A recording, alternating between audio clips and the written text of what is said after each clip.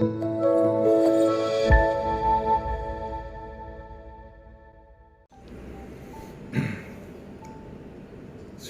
Bapak Ibu sidang jemaat yang dikasihi Tuhan.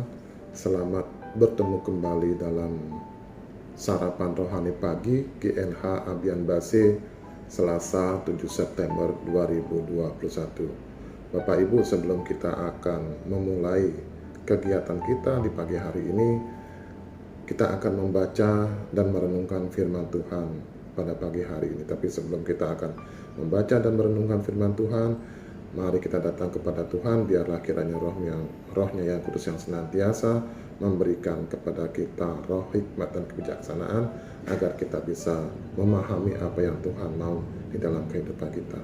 Mari kita berdoa. Tuhan Yesus, kami menaikkan puji dan syukur kami Tuhan atas kasih dan karunia-Mu Tuhan. Engkau telah menjaga dan melindungi kami dalam tidur kami, dan pagi ini Engkau telah membangunkan kami dengan keadaan yang segar bugar Tuhan. Terima kasih ya Tuhan, terima kasih Yesus, Engkau telah memberikan kami hari yang indah, hari yang cerah untuk kami dapat beraktivitas. Tuhan Yesus, kami akan memulai segala aktivitas kami pagi hari ini ya Tuhan. Tetapi sebelum kami memulainya Tuhan, kami ingin membaca dan merenungkan firman-Mu Tuhan, yang akan kami pakai sebagai landasan di dalam kehidupan kami Tuhan. Berkatilah kami, bukalah hati dan pikiran kami, agar kami dapat memahami dan mengerti apa yang Engkau kehendaki di dalam kehidupan kami. Terima kasih Tuhan, terima kasih Yesus. Kami serahkan seluruh hidup kami ke dalam tangan-Mu. Kami mohon berkat-Mu Tuhan. Di dalam nama Tuhan kami Yesus Kristus kami mohon. Haleluya. Amin. Bapak Ibu yang terkasih, firman Tuhan yang kita baca pada pagi hari ini diambil dari Ulangan 2 ayat yang ke-7 dan Matius 16 ayat yang ke-18. Beginilah firman Tuhan. Iya, Tuhan memelihara kamu selama kamu mengembara di padang gurun yang luas ini. Matius 16 ayat yang ke-18. Yesus berkata kepada Petrus, "Allah maut tidak akan menguasai jemaatku." Bapak Ibu yang terkasih, firman Tuhan pada pagi hari ini diberikan tema Tuhan itu konsisten. Bapak Ibu, kalau kita mendengar kata konsisten, itu apa kira-kira ya? Menurut Kamus Bahasa Indonesia, konsisten itu bisa diartikan mutlak, tetap, ataupun tidak berubah. Nah, begitu pula dengan Tuhan adalah gambaran mutlak dari konsisten. Ia tetap, mutlak, dan tidak berubah. Sejak mulanya sampai kesudahannya, ia tetap sama. Dalam hal inilah kita mengakui akan keberadaan atau eksistensi Allah di dalam hidup kita. Mari kita belajar tentang konsistensi hidup melalui dua bacaan harian kita pada pagi hari ini. Bapak Ibu, harian yang pertama, bacaan yang pertama yang kita bisa pelajari itu adalah dari Ulangan 2 ayat yang ke-7. Merupakan bagian dari ucapan Musa untuk mengingatkan bangsa Israel betapa luar biasanya kasih Tuhan kepada mereka yang telah memelihara umat pilihannya ketika mereka tengah dalam perjalanan di padang gurun menuju tanah berjanji.